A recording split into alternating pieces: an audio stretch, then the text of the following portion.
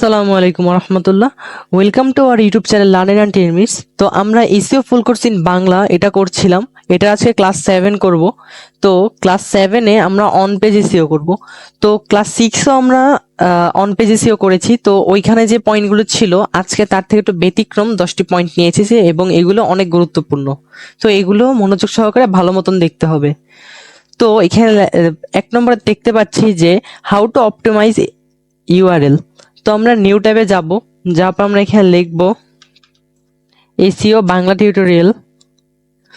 তো আমরা যদি এখানে একটু নিচে যাই, নিচে গেলে এই যে এখানে দেখতে পাবো যে এখানে অনেকগুলো ওয়েবসাইট এসেছে। তো ওয়েবসাইটগুলোর মধ্যে তার মধ্যে সর্বপ্রথম যেটা আছে আইটি বাড়ি, আমরা এখানে ঢুকলাম।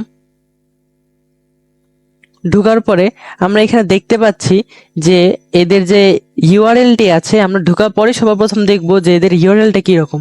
তো আইটি বাড়ি এটার ইউআরএল হচ্ছে itbari.com/shop/SEO বাংলা টিউটোরিয়াল।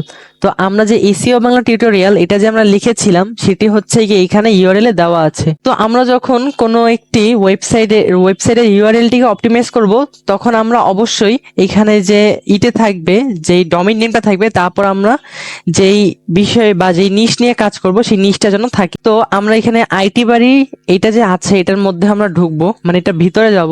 ভিতরে যাওয়ার পর দেখলাম যে এদের যে ইউআরএল এটা হচ্ছে এখানে itbari.com। তো আমরা এখানে এটা কপি করব, https://www.itbari.com।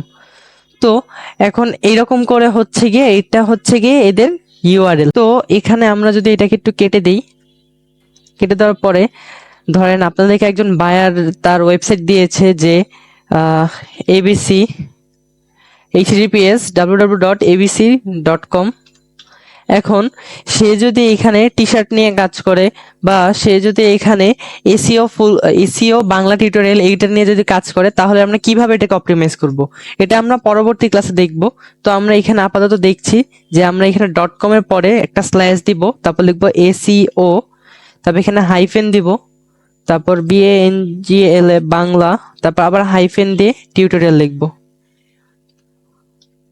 টিউটোরিয়াল, তারপর একটা স্ল্যাশ দিয়ে দেবো। তো এরকম করে হচ্ছে কি আমরা লিখবো, ইউআরএল গুলো হচ্ছে আমরা অপটিমাইজ করব। তার ডোমেইন যে এটা থাকবে ডোমেইন পেজ, সেই ডোমেইন পেজের ভিতরে ঢুকে তারপর আমরা দেখবো যে টাইটেল লেন্থ <50 ক্যারেক্টার্স। তো আমরা যদি এখানে যাই, একটু ব্যাকে যাই, ব্যাকে যাওয়ার পরে আমরা দেখতে পাবো যে এই যে এখানে যে কতগুলি ওয়েবসাইট রয়েছে।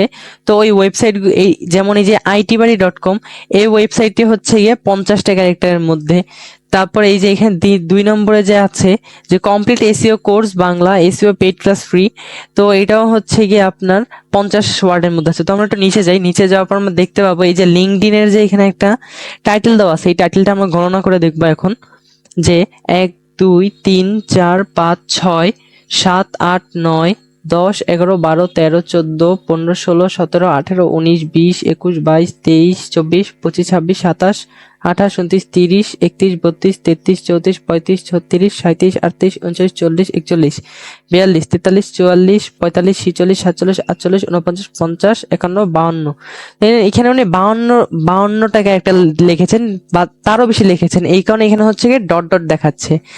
আর এই যে এখানে যেমন এই যে SEO full course in Bangla, এরা হচ্ছে গিয়ে লিখেছে 1 2 3 4 5 6 7 8 9 10 11 12 13 14 15 16 17 18 19 20 21 22 23 24 25 26 27 28 29 30, এর 30টা ক্যারেক্টারের মধ্যে লিখেছে। তো আমাদের হচ্ছে গিয়ে এখানে যে আমরা যে ক্যারেক্টার লিখবো এটা 50টা ক্যারেক্টারের মধ্যে লিখবো, কারণ হচ্ছে আমরা যত কম ক্যারেক্টার নিয়ে যত সুন্দর করে সাজিয়ে লিখতে পারবো টাইটেলটি, ততই অ্যাট্রাকটিভ লাগবে। তো আমরা অ্যাট্রাকটিভ করতে গিয়ে আবার এটাকে বেশি বড় করে ফেলবো না, যেমন এটার মতন, যে এটার মধ্যে কোনো বায়ার কিভাবে পড়বে যে এটা পুরোটুক কি লিখেছে। এখন 1 নম্বরে যে itbari.com, এদেরটা কিন্তু পড়া যাচ্ছে যে এসইও বাংলা টিউটোরিয়াল 2023 এইসব শিখে অনলাইনে ব্যবসা, তো এটা কিন্তু পড়া যাচ্ছে। তো এই কারণে এটাকে <50 ক্যারেক্টার দিতে হবে। তো কন্টেন্ট লেন্থ কি, আমরা একটু ভিতরে যাব দেখব এই যে যে আর্টিকেল আছে, এই যে পুরো আর্টিকেলটি ছবি সহকারে যা আছে সব, এই পুরোটাই কিন্তু একটি কন্টেন্ট। তো এটা হচ্ছে গিয়ে ইমেজ কন্টেন্ট, এটা হচ্ছে গিয়ে টেক্সট কন্টেন্ট, এরকম করে হচ্ছে গিয়ে কন্টেন্ট হয়, বা ভিডিও কন্টেন্টও হয়। তো এটা হচ্ছে কন্টেন্ট। আমরা এটা কিভাবে লিখবো? তো আমরা একটা ব্যাকে যা দেখি যে 1 নম্বরে যে আছে, এই তিনজনের যে কন্টেন্ট আছে, এই তিনজনের কন্টেন্ট যদি আমরা গণনা করি, তো আমাদের একজন বায়ার যদি বলেন যে তার এসইও নিয়ে একটি আর্টিকেল পাবলিশ করবে ওয়েবসাইটে, তো তার এটার কন্টেন্টটাকে একটু অপটিমাইজ করে দিতে হবে।